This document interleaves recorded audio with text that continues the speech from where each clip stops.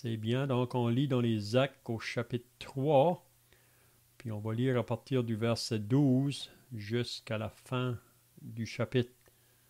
Donc, si vous voulez faire la lecture, vous pouvez le faire. Acte 3:12, Pierre, voyant cela, dit au peuple, Hommes israélites, pourquoi vous étonnez-vous de cela?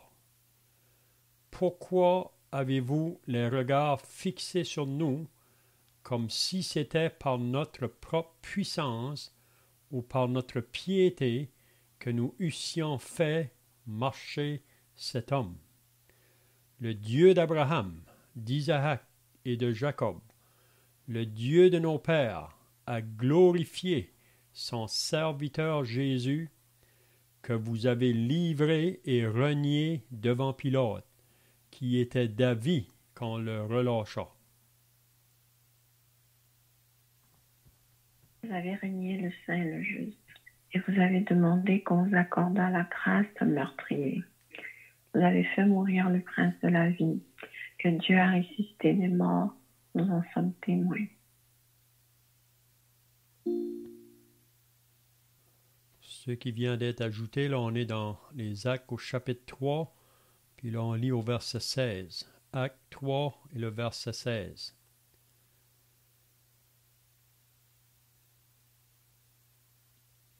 C'est par la foi en son nom que son nom a raffermi celui que vous voyez et connaissez. C'est la foi en lui qui a donné à cet homme cette entière guérison en présence de vous tous. Et maintenant, frères, je sais que vous avez agi par ignorance, ainsi que vos chefs.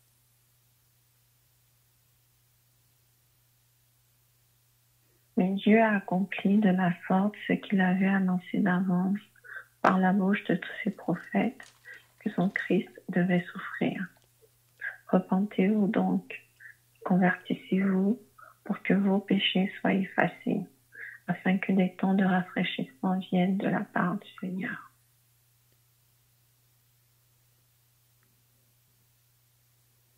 Et qu'il envoie celui qui vous a été destiné, Jésus-Christ, que le ciel doit recevoir jusqu'au temps du rétablissement de toutes choses, dont Dieu a parlé anciennement par la bouche de ses saints prophètes. Moïse a dit, le Seigneur votre Dieu vous suscitera d'entre vos frères un prophète comme moi. Vous l'écouterez dans tout ce qu'il vous dira. Et quiconque n'écoutera pas ce prophète sera exterminé du peuple. Tous les prophètes qui ont successivement parlé depuis Samuel ont aussi annoncé ces jours-là.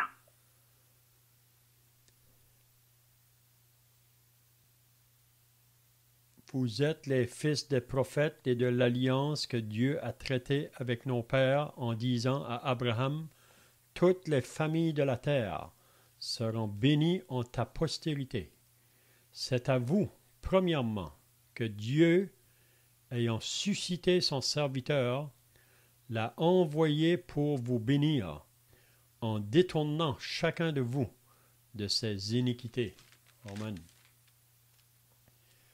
C'est bien, donc, si vous étiez là la semaine passée, on avait regardé le début du chapitre 3, puis on avait vu que Pierre et Jean montaient au temple à l'heure de la prière.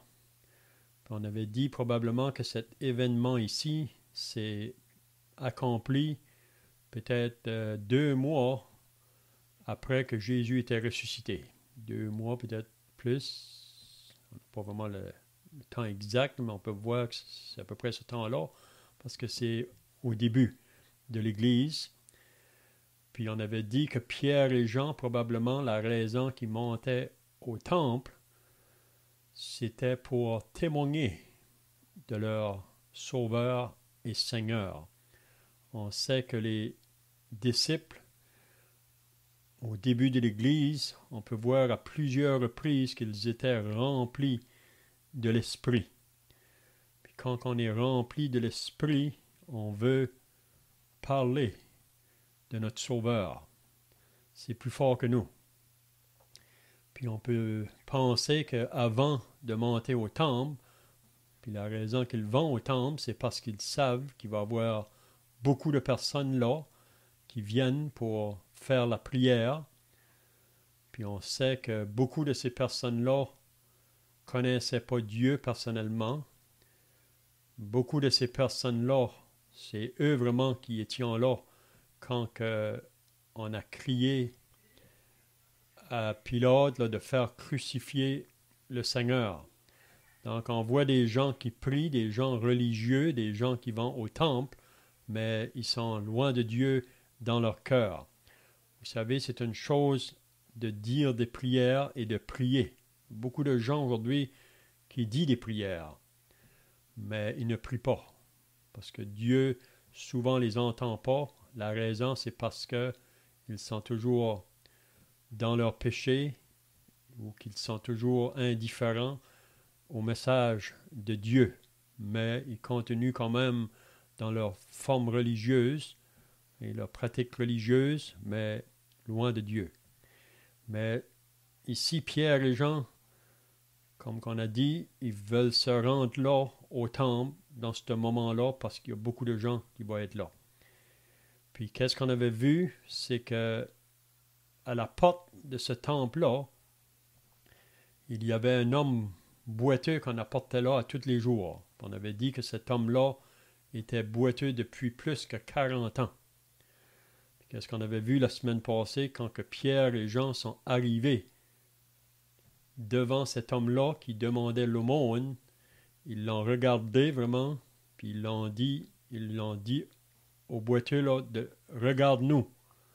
Puis lui, il les a regardés en pensant avoir quelque chose d'eux autres, de l'argent probablement.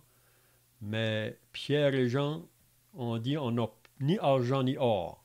Mais ce qu'on te donne, on te le donne au nom de Jésus-Christ de Nazareth. Lève-toi et marche.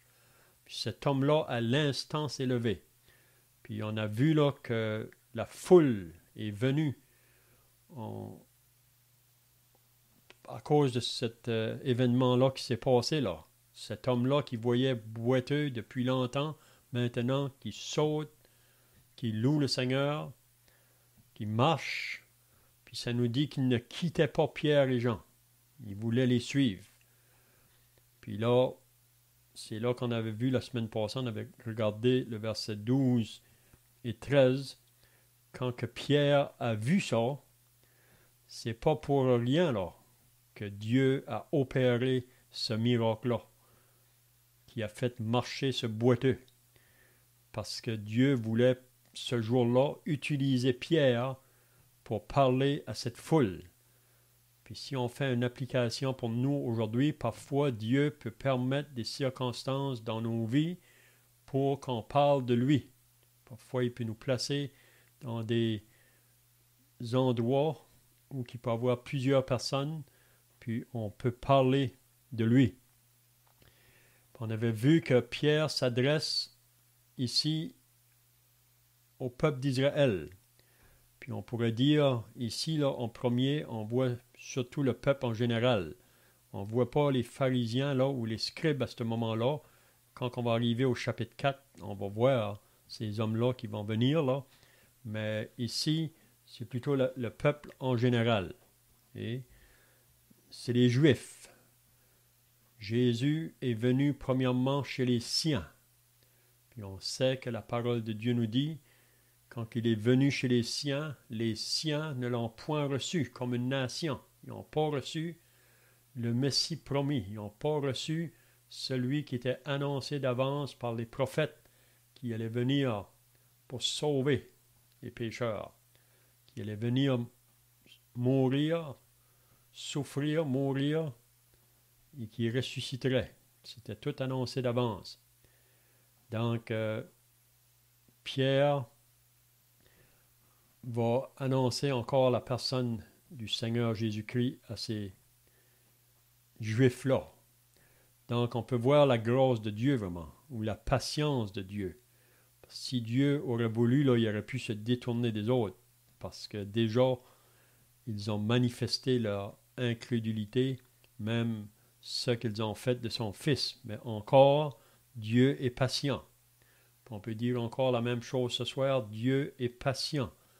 On vit dans un monde qui est sous la puissance du mal, un monde qui veut simplement vivre pour soi-même, vivre pour les plaisirs, comme qu'on lit dans la deuxième épître à Timothée au chapitre 3, quand que Paul nous dit que dans les derniers jours, les temps seront difficiles, puis il nous dit la raison pourquoi.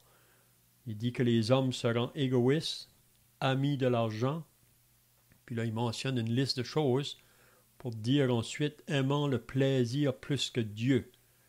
Donc on n'a pas de temps pour Dieu. Donc Dieu, s'il voudrait, il pourrait juste faire tomber son jugement tout de suite, mais il est toujours patient.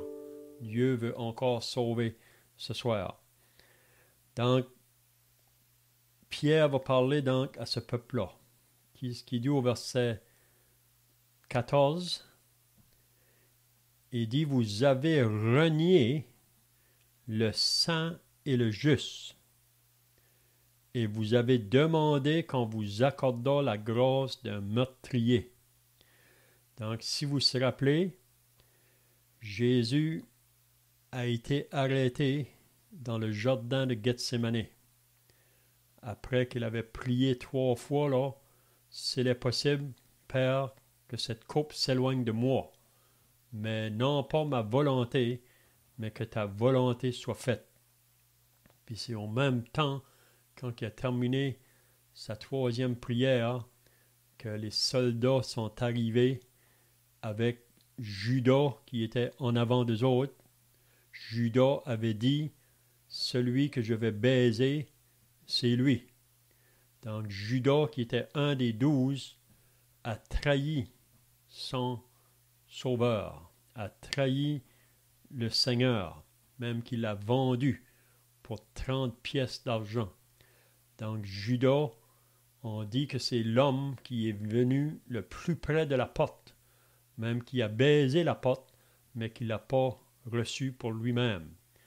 Judas a resté son cœur fermé au Seigneur Jésus. Judas aimait l'argent, il aimait la bourse. Jésus a dit, on ne peut pas servir 2 maîtres, on ne peut pas servir Dieu et l'argent. Donc Judas a perdu son âme pour l'argent. Puis il y a beaucoup de personnes aujourd'hui qui vont perdre leur âme pour les choses de ce monde, des choses qui sont pas de valeur. C'est pour ça que Jésus pouvait dire, que servirait-il un homme de gagner le monde entier s'il perd son âme? Qu'est-ce que ça va valoir? Donc, si vous vous rappelez, Jésus s'est approché devant les soldats. Puis il leur a demandé, qui cherchez-vous? Ils ont dit, on cherche Jésus de Nazareth. Puis quand Jésus leur a dit, c'est moi, ces hommes ont tous tombé à terre. Donc le Seigneur aurait pu arrêter ces hommes de mettre la main sur lui.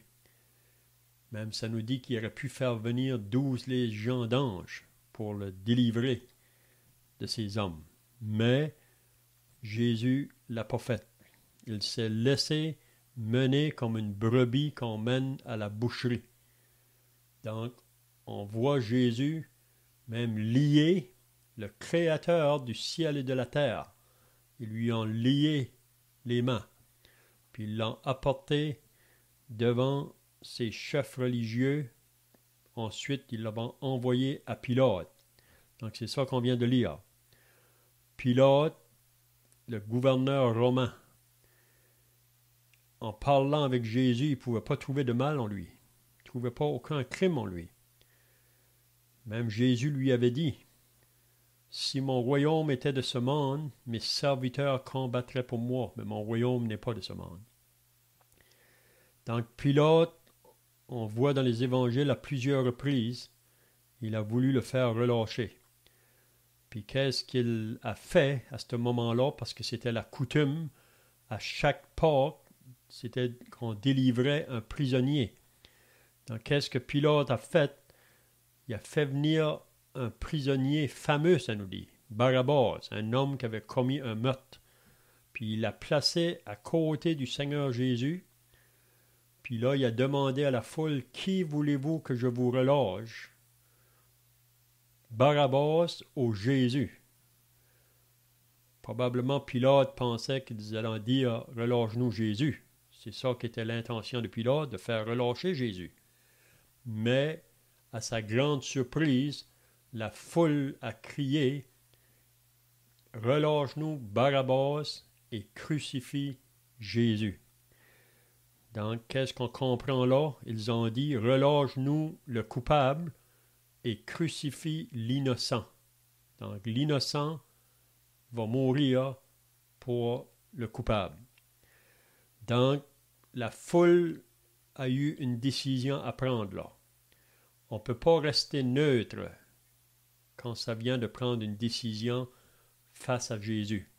C'est soit qu'on dit oui à Jésus ou on dit non.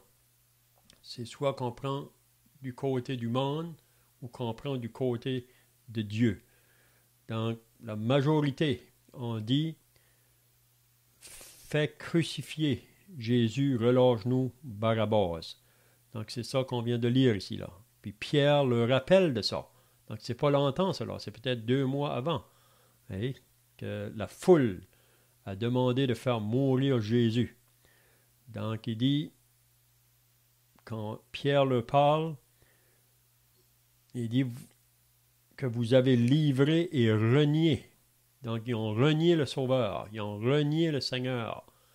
Vous savez que Jésus a dit que celui qui aura honte de moi devant cette génération perverse et adultère, moi aussi, j'aurai honte de lui quand je viendrai dans mon règne.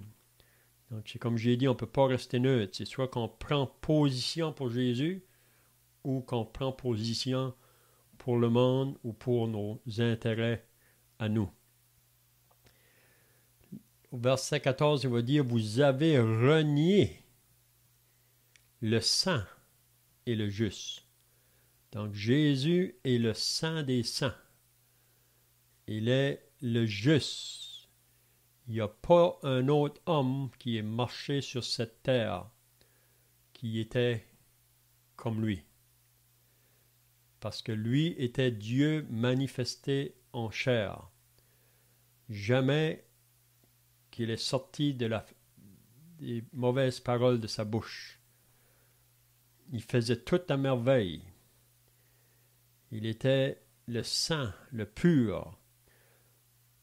Paul peut nous dire dans la 2e épître aux Corinthiens, au chapitre 5, « Celui qui n'a point connu le péché. » Dieu l'a fait devenir péché pour nous. Pierre nous dit dans sa première épître au chapitre 2, « Celui qui n'a point commis de péché », en parlant de Jésus, et qu'en lui, il n'y avait point de fraude. Puis Jean nous dit qu'en lui, il n'y a pas de péché. Donc Jésus, c'était le saint, le pur, le juste. Donc Pierre dit, vous l'avez renié. Ça veut dire que vous l'avez rejeté. Vous n'avez pas fait aucun cas de lui. Il dit, et vous avez demandé qu'on vous accordât la grâce d'un meurtrier. Donc, plutôt de demander de relâcher Jésus, vous avez demandé de relâcher un meurtrier, un homme qui avait commis un meurtre, le péché. Donc, le juste est mort pour l'injuste. Même Pierre nous dit ça dans son épître. Donc, je ne sais pas si quelqu'un a des pensées ajoutées jusqu'ici, là, ou des questions. Si vous avez des pensées ou des questions, vous pouvez le faire.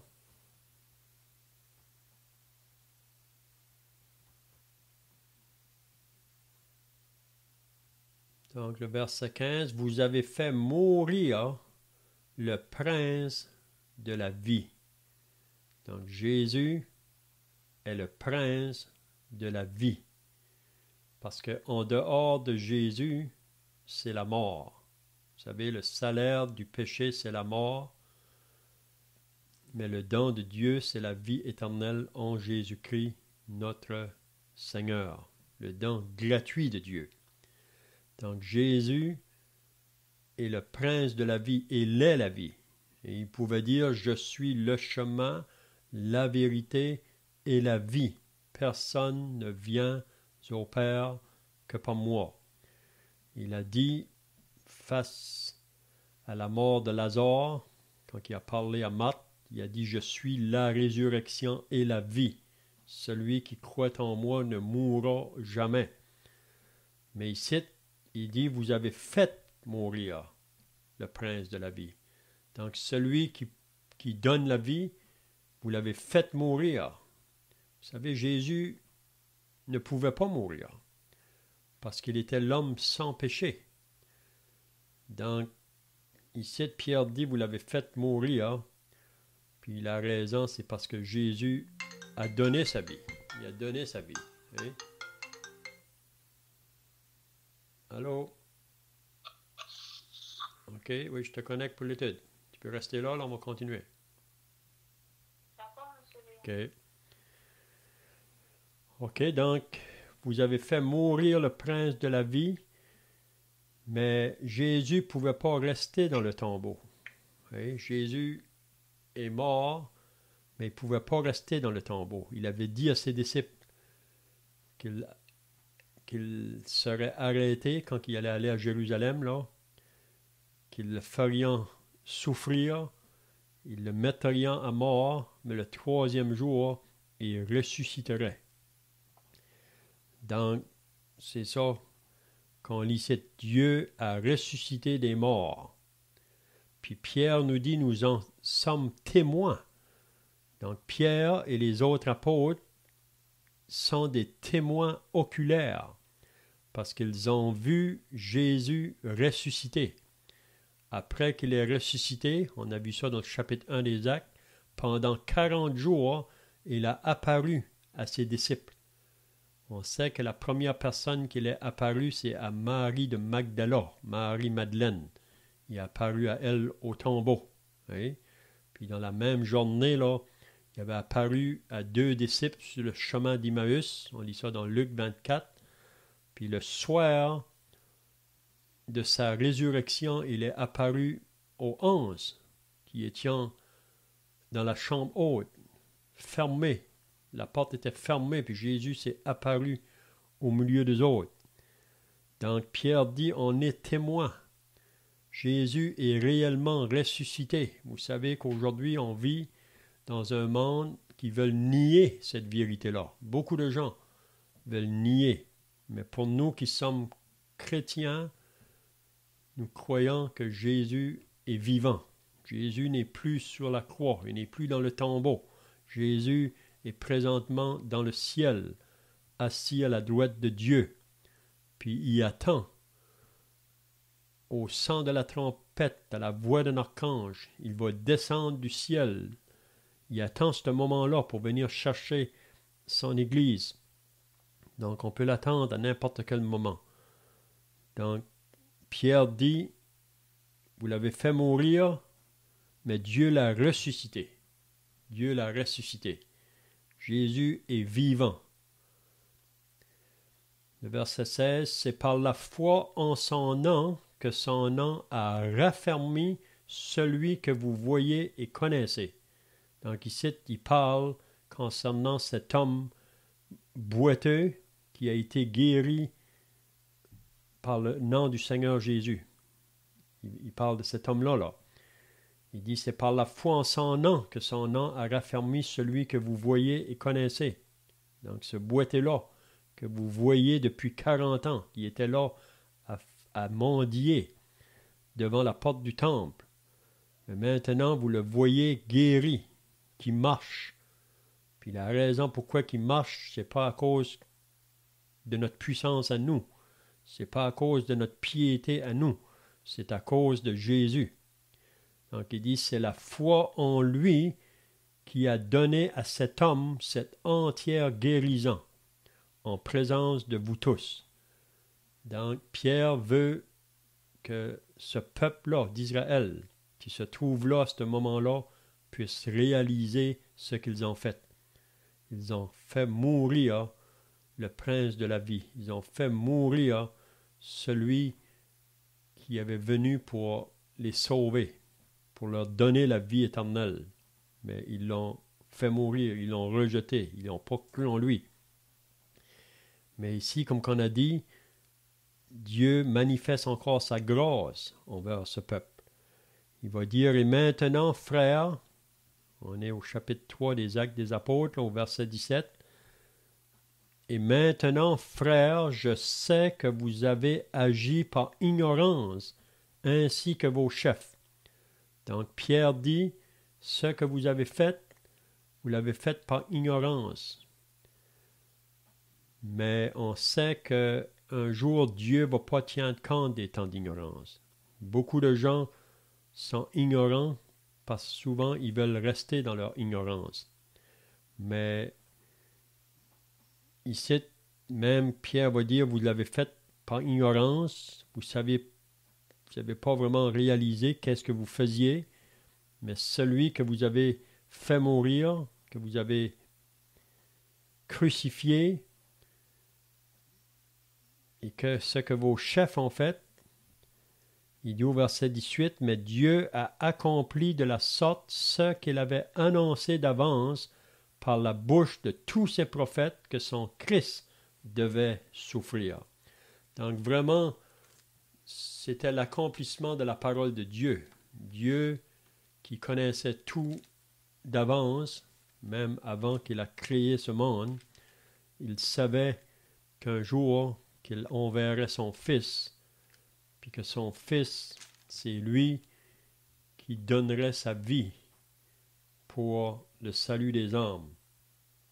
Les prophètes l'avaient annoncé. Si vous lisez Ésaïe 53, vous allez lire à propos des souffrances du Seigneur Jésus. Vous allez lire concernant sa mort, puis la raison de sa mort. Ésaïe 53. Si vous lisez le psaume 22, c'est un psaume messianique. Mon Dieu, pourquoi m'as-tu abandonné? Et t'éloignes-tu sans me secourir? Les prophètes avaient annoncé Jésus. Ils avaient annoncé sa mort, ses souffrances. Mais les chefs de la nation, qui connaissaient les Écritures, mais qui ont resté incrédules face au Sauveur. Donc, qu'est-ce que Pierre va leur dire? Repentez-vous donc et convertissez-vous pour que vos péchés soient effacés. Donc, ici, Pierre encore annonce la repentance. Vous savez, on lit dans les Actes 17 que le Seigneur annonce à tous les hommes qu'il disait à se repentir. Il faut se repentir face à Dieu. Il faut qu'on reconnaisse que nos péchés ont rejeté. À cause de nos péchés, on a rejeté le Sauveur, le Seigneur. Donc, se repentir, on devrait changer d'idée en ce qui concerne ce que Dieu nous dit à propos de son Fils. Que Dieu est vrai et que nous, on est les menteurs. Donc, repentez-vous et convertissez-vous. Donc, reconnaissez que celui que vous avez crucifié, que vous avez mis à mort, c'était lui le Messie, c'était lui le Sauveur. Et venez à lui pour que vos péchés soient effacés. Parce que on ne peut pas avoir nos péchés défacés en dehors de Jésus. Jésus est le seul qui peut nous laver de nos péchés. C'est lui qui peut effacer nos péchés pour qu'on puisse être accepté dans le ciel de Dieu. Donc, il est le seul qui pouvait le faire parce qu'il était le saint, il était le juste, il était le pur. Donc, repentez-vous. Donc, ce soir, s'il y a quelqu'un qui ne s'est pas encore repenti face au Sauveur, face au Seigneur, il faut le faire. C'est pendant notre vivant qu'il faut le faire. Après la mort, il est trop tard. On ne peut pas changer de direction après la mort. C'est pendant notre vie sur la terre qu'il faut faire notre décision face à Jésus, face au Sauveur. Repentez-vous, convertissez-vous pour que vos péchés soient effacés. Donc, est-ce que quelqu'un a des pensées à ajouter ici, là? Ou des questions?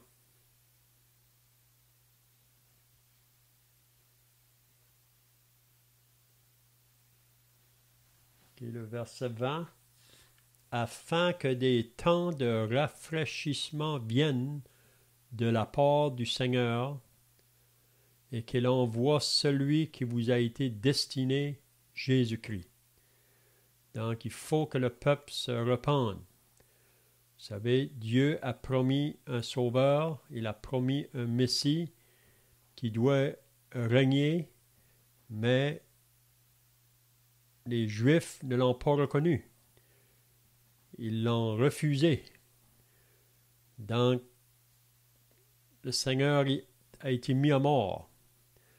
Mais il attend que ce peuple-là puisse se détourner de leur voie de péché pour le recevoir. Il va venir. Bientôt, il va venir pour établir son règne sur la terre.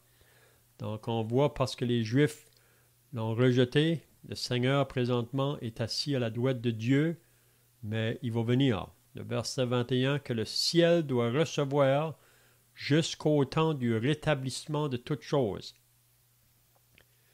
dont Dieu a parlé anciennement par la bouche de ses prophètes.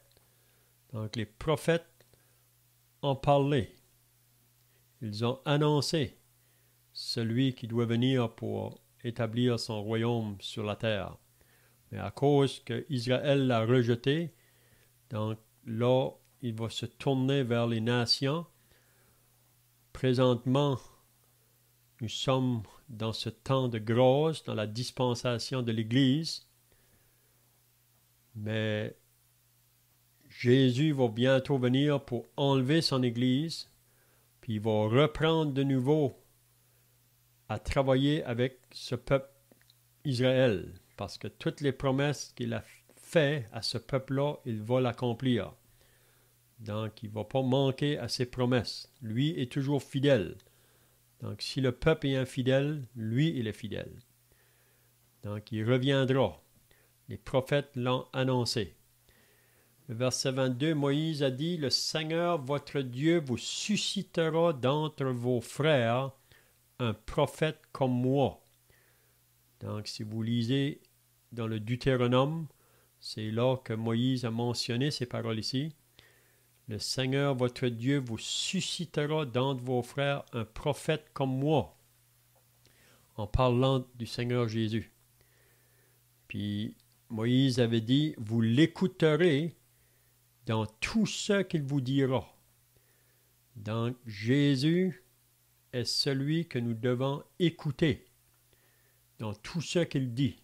Vous vous rappelez que Marie, la mère de Jésus, aux noces à Cana, elle a dit aux serviteurs, « Faites tout ce qu'il vous dira. » Donc, on doit écouter quand Jésus parle. Mais beaucoup de gens aujourd'hui n'écoutent pas. C'est la raison pourquoi on est dans un monde qui est dans des grandes difficultés, des grands problèmes. Parce que l'homme refuse d'écouter le Sauveur, d'écouter les paroles du Seigneur Jésus. Donc, Moïse dit, vous l'écouterez dans tout ce qu'il vous dira.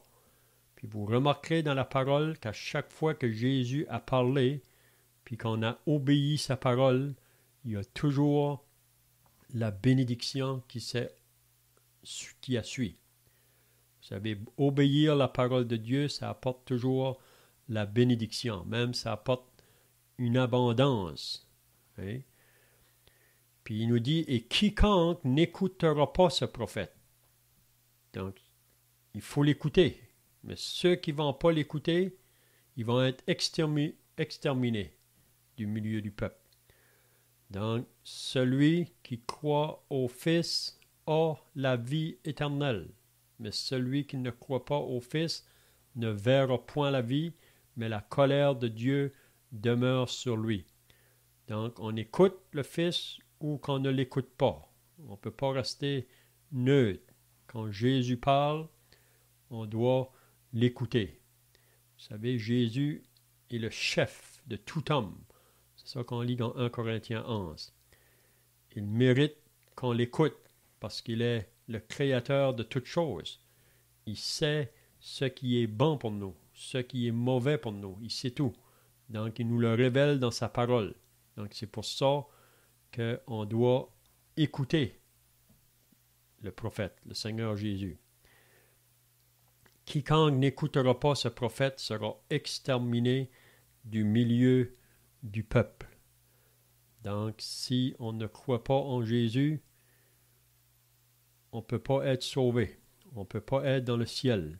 La seule place qui reste pour nous, c'est l'enfer ou l'étang de feu. C'est ça que la parole de Dieu nous dit. Donc, c'est pour ça que c'est bien d'écouter qu'est-ce que Jésus dit.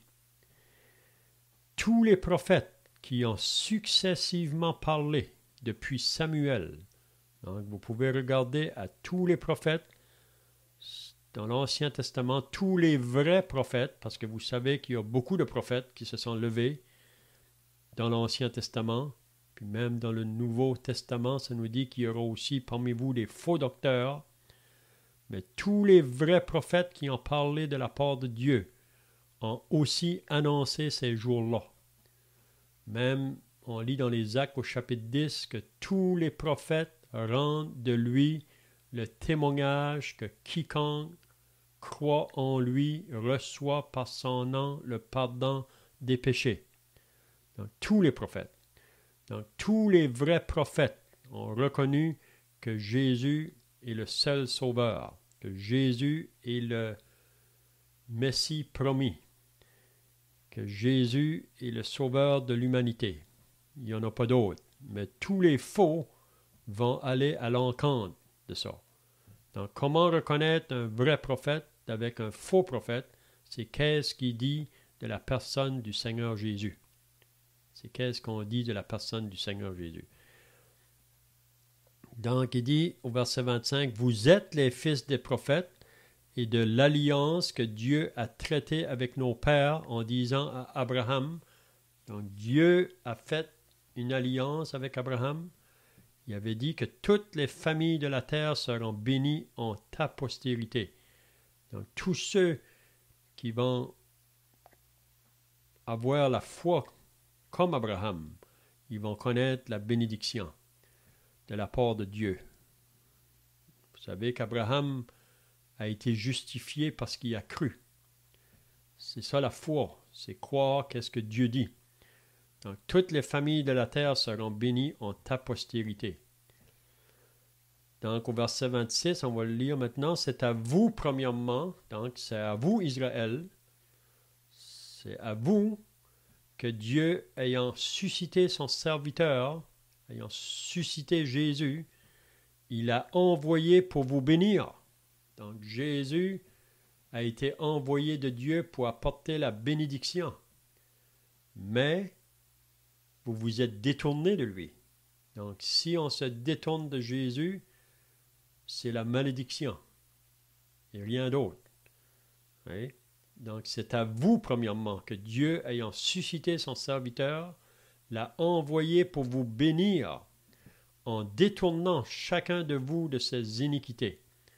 Donc, c'est la raison pourquoi il est venu.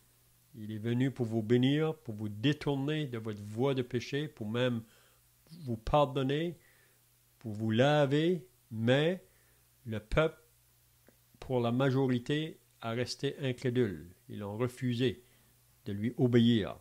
Donc, qu'est-ce qu'on verra la semaine prochaine? Après que Pierre et Jean ont dit ces choses-là au peuple là, qui se trouvait là, qu'est-ce qui arrive? C'est les sacrificateurs, les chefs religieux qui vont venir, puis ils ne sont pas contents à cause de ce que Pierre dit à propos de Jésus. Donc on verra la semaine prochaine la raison qu'ils ne sont pas contents. Puis encore aujourd'hui, soyez pas surpris que si vous parlez de Jésus, qu'il y a des personnes autour de vous qui ne seront pas contents, qui vont vouloir vous faire taire. Mais par la grâce de Dieu, on ne devrait pas se laisser effrayer. On ne devrait pas se laisser intimider, comme les apôtres ont fait ici. On verra ça la semaine prochaine. Même après qu'on les a menacés, qu'on va les jeter en prison, ils vont continuer à parler du Sauveur. Vous savez que Paul l'a dit dans l'Épître aux Romains, comment en entendront-ils parler s'il n'y a personne qui prêche ou qui parle à propos de lui? Donc, il ne faut pas cesser, il ne faut pas arrêter de parler de notre Sauveur. On sait que ce n'est pas tout le monde qui va l'accepter, qui vont croire en lui, mais il y a ici et là des personnes qui vont croire quand ils vont entendre le message. Donc, que Dieu puisse bénir sa parole. Je ne sais pas si vous avez des questions pour terminer ou des pensées à ajouter, sinon on va terminer par la prière. C'est bien, on va prier. Notre Dieu et notre Père, nous voulons encore te rendre grâce et te remercier pour ta parole que nous venons de lire et de réaliser que ces paroles que nous avons lues ce soir ont été prononcées il y a 2000 ans passés par l'apôtre Pierre et Jean qui parlaient à ce peuple d'Israël, ce peuple qui avait renié Jésus, qui l'ont fait mourir, qui l'ont rejeté. Mais Pierre annonce encore une autre fois le message de l'Évangile pour eux. Il leur dit « Repentez-vous et convertissez-vous pour que vos péchés soient effacés. » Donc, Père, on veut te remercier qu'encore ce soir, le message est annoncé. Donc, pour tous ceux qui n'ont pas encore venu à la repentance et à la foi en ton Fils, on te prie que tu vas intervenir dans la vie de ceux qui sont toujours sans Sauveur, sans Christ dans ce monde. Nous te remercions pour tous ceux qui ont répondu à l'appel, ceux qui sont nés de nouveau, qui sont sauvés, que tu puisses continuer à bénir chacun et nous donner ce courage de parler du Sauveur à ceux qui nous entourent. Nous remettons donc cette réunion devant toi au nom du Seigneur Jésus. Amen.